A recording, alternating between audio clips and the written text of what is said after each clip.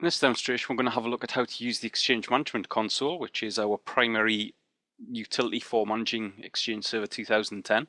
So I'll do here into All Programs, into Microsoft Exchange Server 2010, and then into my Exchange Management Console. And as we can see, we've now got our Exchange Management Console up and running.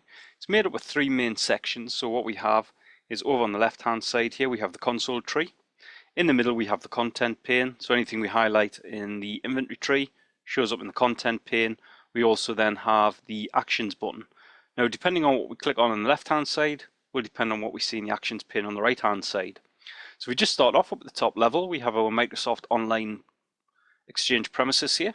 So we can see our organizational health. We can see the number of databases that we have, how many copies we have, and how many recipients we have that require client access licenses.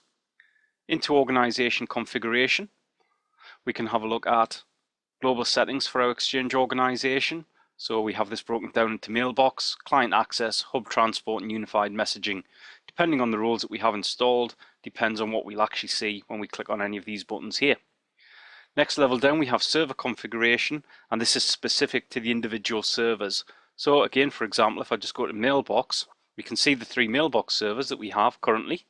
If we highlight any of these servers, what we'll see is once the refresh completes, we'll be able to see the various mailboxes running on each of these servers. Last real section we have here is the recipient configuration.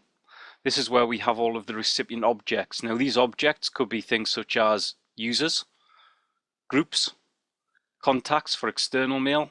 We've got disconnected mailboxes that we can have a look at in case we, say, accidentally delete a user. We can at least get their mailbox back. And then in the case of moving any of these things, we can have a look at the move request. The last thing we have is the toolbox, and the toolbox has some useful utilities for managing our Exchange organization. So that's the end of having a look at Exchange Management Console. Thanks very much.